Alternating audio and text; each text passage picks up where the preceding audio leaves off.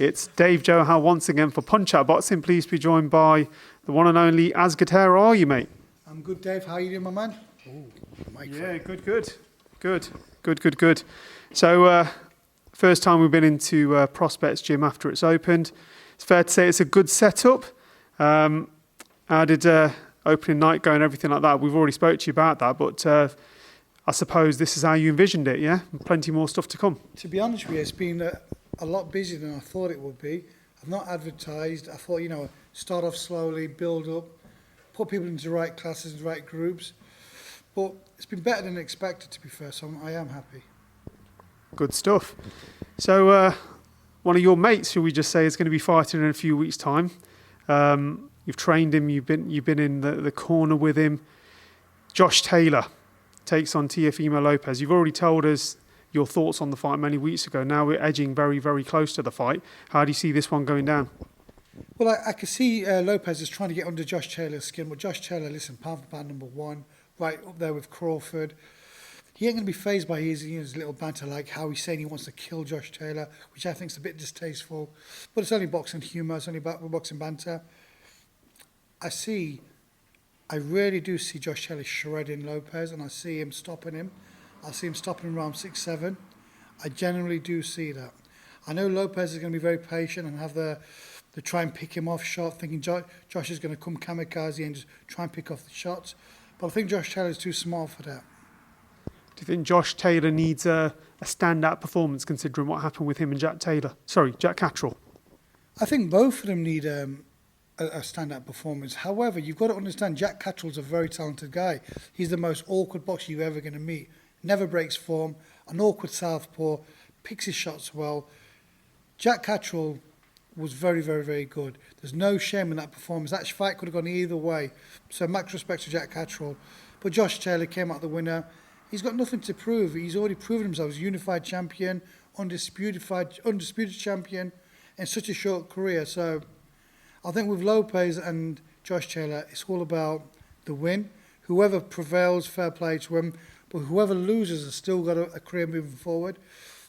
Josh will probably want to impress, as will Lopez. But I'm sure his trainer will say, look, it's not about that. It's about getting the win. Whether it's hard, whether it's easy, just get that win. What did you think of Jack Catterall's performance on Saturday night, considering he was out the ring for 15 months? Do you think it was a good performance? Absolutely. I think Jack Catterall impresses me more than ever. Obviously, there was all the little banter between Josh Taylor and Jack Catterall, but listen, you've got to take your hat off to Jamie Moore and the team, Travis.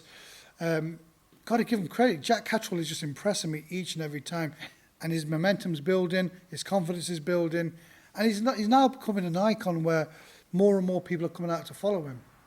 Spoke to Will Jones on the night as well, trainer of Ohara Davies. It looks like the fight between Ohara Davies and ROLANDO Romero is going to be happening quite soon, to be fair, Asgi. How do you see that one going down?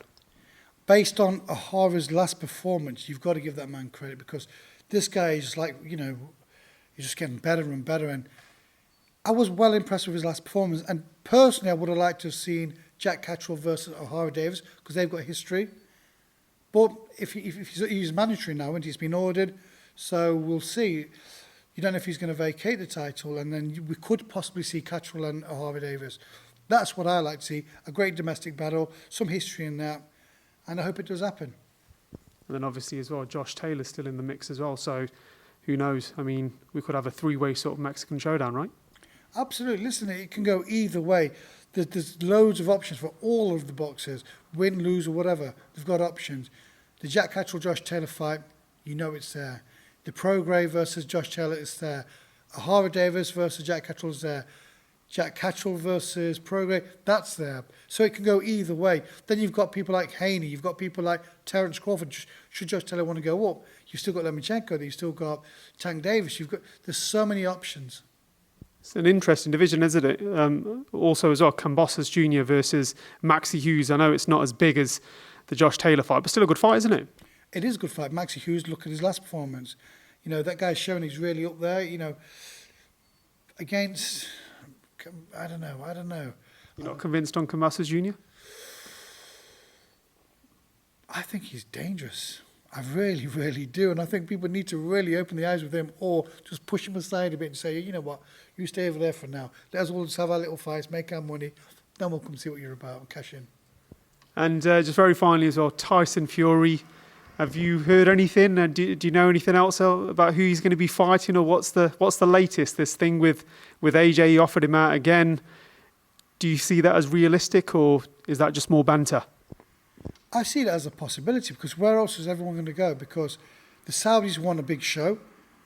They want the Usyk fight. Obviously, Usyk's demanding over like 100 million plus, apparently. But how are they going to get their return in the pay-per-views? Because you can't sell the fights to the Russians, because obviously whatever sanctions they've got. The Ukrainians ain't going to really be interested. Well, they'll probably be. But how many Ukrainians are going to subscribe or pay the pay-per-views? So the return of, say, 250 million investment ain't going to get no returns. So you need someone like Deontay Wilder. Well, I think Deontay Wilder fight's over. I think AJ and Fury, that's the fight that's going to generate that kind of magnitude of money. You understand? I'd love to see Usyk and Fury. I only see one winner. But I like to see AJ and Wilder. That's a great fight. That'll create attraction in States. Not States, Saudi. But I see Tyson Fury having no other option but to go to AJ. And I think that fight can easily be made. They both agreed terms. They both want this fight to happen. They both want to make stupid amount of money, and it will sell huge numbers. Yeah, hopefully it happens soon. Asgar, all the best from Punch Out Boxing. Thanks for allowing us in today into the gym. We'll be back again. Have you got any shout-outs or anything like that? Yeah, I've got to give a shout-out to Ahid Khan from Rochdale. Ahid, younger brother of Habil Khan.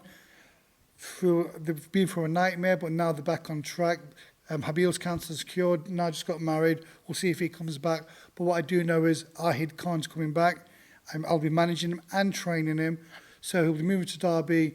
He really is someone to look out for. I'm so excited for him. So remember the name, Ahid Khan from Rochdale. Get behind him.